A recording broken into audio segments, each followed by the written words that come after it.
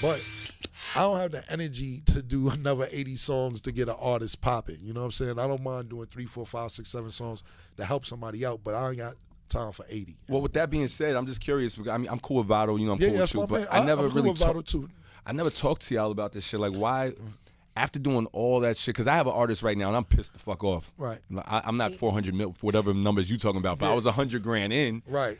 And, you know, then she's not acting right or whatever. Why after all that promotion, 80 songs, mixtapes, where you were just like, you know what, just go do you? When did you feel the way like, nah, nigga, we got to get this shit? No, we had got a deal at Interscope. I got him a deal at the Major.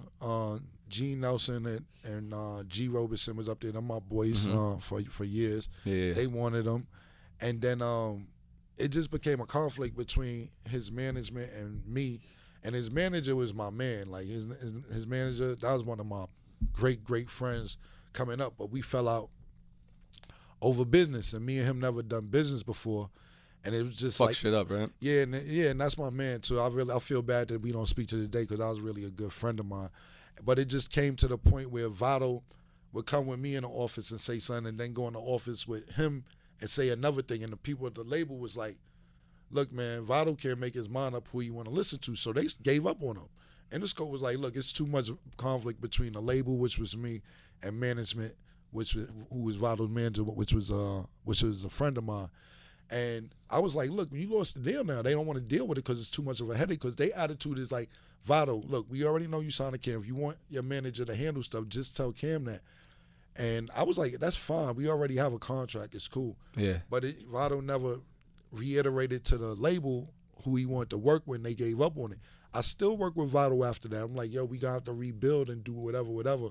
And then just one day, you know, just call and, you know, sometimes people are mad and you can't figure out why they mad. And, all the time. Yeah, he called and, you know, I'm not talking about, because Vado's my man. We cool now. I have no problem with him. But he called me just with mad one day saying I was talking about him and whatever. And I was just like, I don't even know what you're talking about. And that day I just was like, I'm done. You know what I'm saying?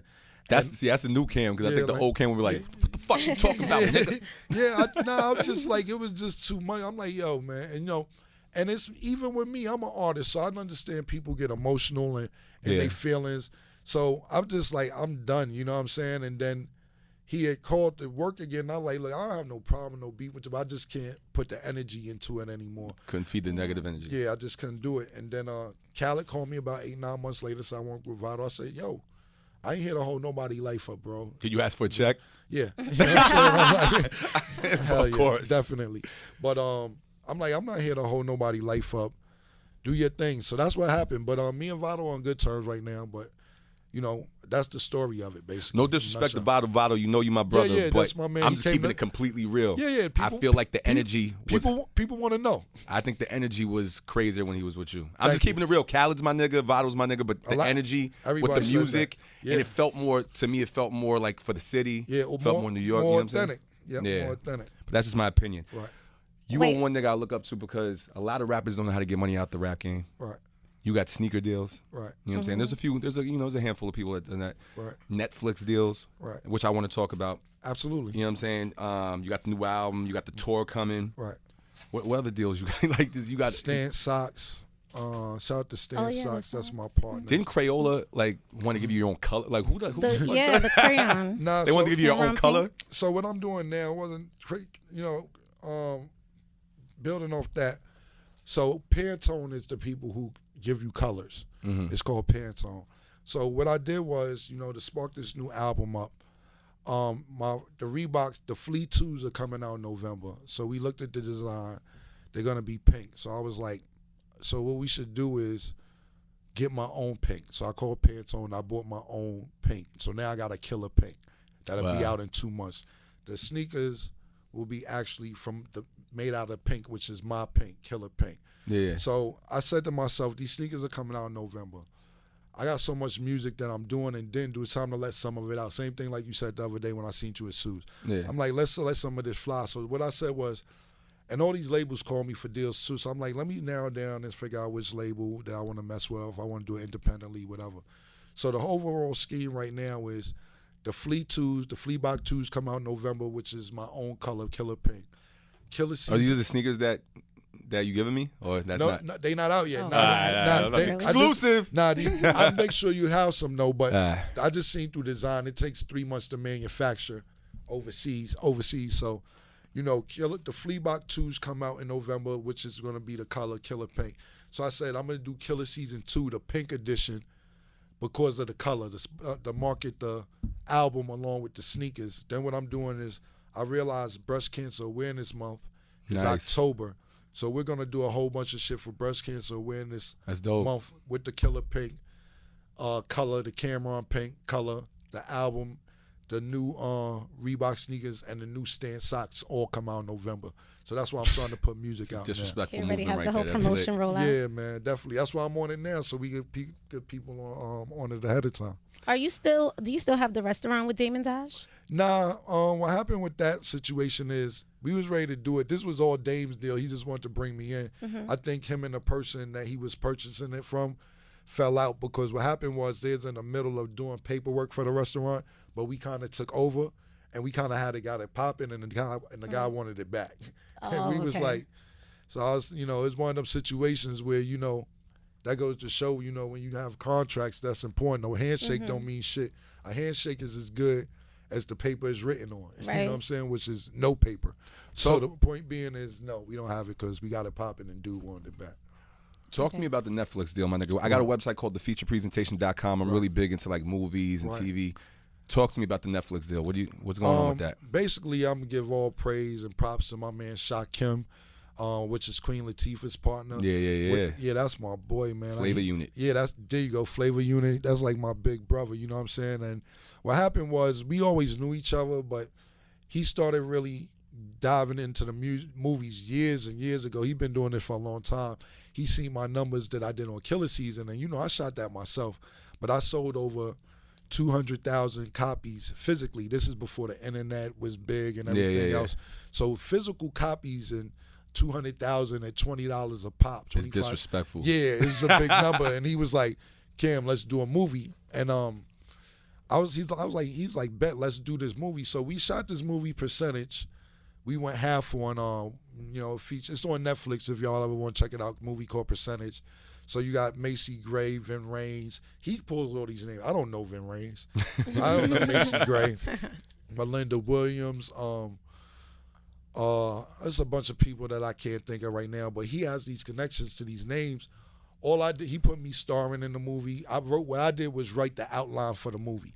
So he was like, Kim, you wrote this outline? He said, no, you physically wrote this. I'm like, Sean, I'm a writer. You know what I'm saying? I said, it's easy to me writing TV shows, because I write TV shows also, and writing movies, than writing raps, because you don't have to make words rhyme in movies. In raps, you got to sit there and make sense out of words that rhyme, et cetera, et cetera. So to me, it's easier to write a TV show or movie. So when I showed him the outline for Percentage, he's like, nah, Cam, if you wrote this, let's get the business. So we put up half the money, put out Percentage, and it did really well. And the thing about Sha, man, that I love about Sha is that this dude, I don't know, he got 20-something movies. Me and him, we did one movie, and we're working on others as well as we talk now, but he called me last week and was like, Cam, I got the Australia check for Percentage. We've been eating off this one movie for 3 years. My man, this dude knows how to get a check around the world, because he's like, nah, Cam, the deal we did for when Netflix was only in North America, so we're about to go get the Europe money from the Netflix, and then also, you know, we got the check out in Australia and the red boxes. This dude knows how to milk one movie. You know what I'm saying? Like, I never seen one person milk one thing, period. And it's not really milking, it's just working the globe. You know, we're so Americanized and thinking this is the only place it plays. Nah, it's all over the place. It's all over. So I'm sitting there saying, damn, Sean, we done got some M's, some real M's. I put up $350,000 out of my pocket. He put up $350,000 out of our pocket. So $700,000 movie, and we probably 6 times into what we spent. We need to have a meeting. Thank you. I greatly appreciate it. Yeah, you know what I'm saying? But this dude calls me, and I love him because it's hard to find people to do good business in this. It's hard to find honest people, period. Period. He don't have to. I would have never known this Australia check. He have to call me like, man, fuck Cam. I'm gonna pocket these whatever the money is in my pocket. I wouldn't have known. Yeah. So it's just great for a person like Sha Kim to call me and keep me aware of what's going on and always being in the loop with me. And I appreciate his honesty and his business ethics. And you know, we got some more projects we're gonna do in the future. Now, Also we working on something that I'm writing that matter of fact, let me not talk about that because it ain't signed, sealed, and delivered. But all right. But some shit going on. Well, speaking of honest people, I gotta talk about some of the drama now. Yeah, you know what I'm saying? When going too honest, you know, goes wrong. Right.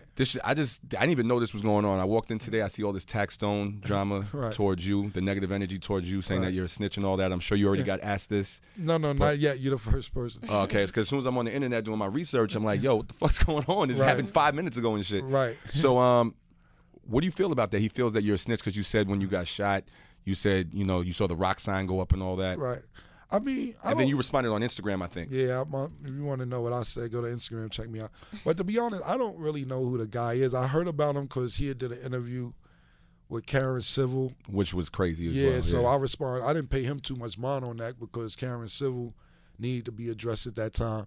But when I seen the thing today, I was like, let me just do a little shot back because people always tend to be like, when it be shit like this, they be like, oh, Cam is wild. And Cam wakes up to this shit. I don't be one, you know what I'm saying? I wake up to this shit. And I was speaking to a few of my people. I'm like, I shouldn't even pay that shit no mind because he talking about me and Tupac is snitching. And I'm like, dog, if we talking about this in 2016, you need to, you know, it's other shit going on. Tupac been dead 20 years coming this at the end of this year. You know what I'm saying? Like, why are we talking about Tupac snitching and why are we talking about Cam randomly? But then when I went to his page, my man was showing me his page and shit, because I'm like, who is this dude? I see him, you know, he's talking about me still later on in the day. I'm like, damn, it's 5 hours later than me. And his manager was my man. Like, his manager, that was one of my great friends coming up. But we fell out over business, and me and him never done business before. And it was just fuck shit up, right? Yeah, and that's my man, too.